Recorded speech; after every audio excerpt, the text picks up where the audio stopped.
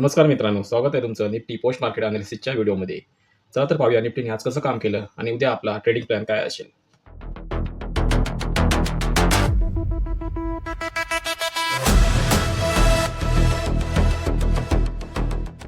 मित्रांनो, जसं आपण कालच्या व्हिडिओमध्ये डिस्कस केलं होतं, आपण ह्या ट्रेंड लाईनच्या वरती एक बाय साईडला ट्रेड प्लॅन केला होता आणि ह्या ट्रेंड लाईनच्या खाली पुट साईडला ट्रेड प्लॅन केला होता.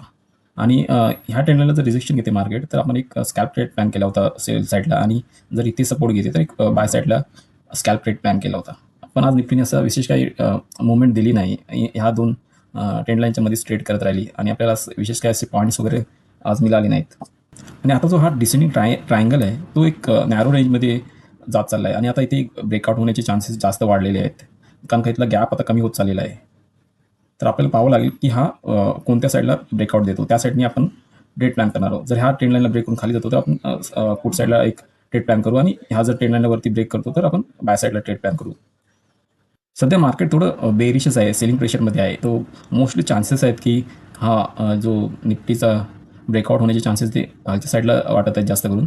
पण तरी आपण एक ब्लाइंडली कोणताही ट्रेड घेणार नाही आहोत. वेट करा, जर खालच्या साईडला जर रिजेक्शन देतात एक पुलबॅकचा वेट करा.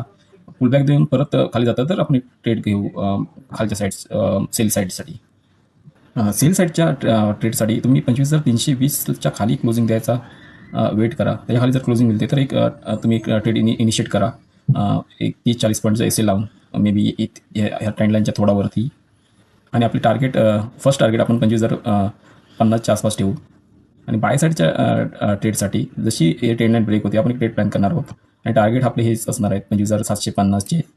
आणि जो इन बिटवीन हा झोन आहे तो माझ्यासाठी नो ट्रेडिंग झोन असेल. मी इथे कोणताही ट्रेड घेणार नाही आता, कारण हा झोन आहे तो खूप नॅरो होत झाला आहे. आपल्याला काहीच मिळणार नाही, ते टाईम डिके होईल आपण जर ट्रेड कोणता स्कॅल्प करण्याचा प्रयत्न केला तर.